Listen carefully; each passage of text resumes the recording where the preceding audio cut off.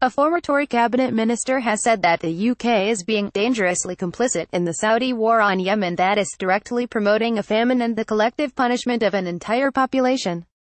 The former International Development Secretary, Andrew Mitchell, said on Tuesday that Britain is involved in a conflict that's doomed to strategic failure. He also warned of a humanitarian catastrophe, the likes of which we have not seen in decades. On November 6, Saudi Arabia announced that it was shutting down Yemen's air, sea, and land borders, after Yemeni fighters targeted an international airport near the Saudi capital with a cruise missile.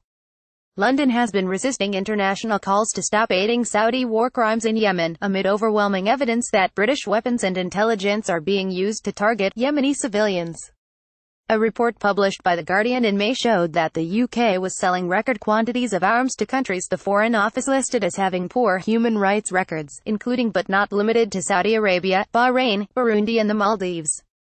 Mitchell also warned that a 15-day Saudi-imposed blockade was endangering tens of thousands of lives. The United Nations made a plea for the Saudi war machine to remove its blockade, warning that without aid shipments, untold thousands of innocent victims, among them many children, will die, and that its partial lifting was not enough. Read more. Saudi war on Yemen. Stupid UN chief, the position is very precarious. One of the aid shipments contains medicine to combat the cholera outbreak, and the other urgently needed food aid including grains and rice, Jamie McGoldrick, the UN humanitarian coordinator for Yemen, said. Of a population of 26 million, some 17 million Yemenis do not know where their next meal is coming from and 7 million are totally dependent on food aid.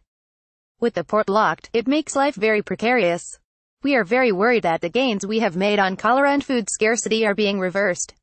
Some 2,100 people have died of cholera since April as hospitals struggle to secure basic supplies across the country. The epidemic had been on the wane for weeks in Yemen, although new cases are still running at around 2,600 per day. There is a diphtheria outbreak in the southern part of the country. Many have died already and many more are going to die soon unless we get them vaccinated completely. It is not looking very hopeful. McGoldrick added. Britain has signed a framework deal on military and security cooperation with Saudi Arabia, media outlets said in September.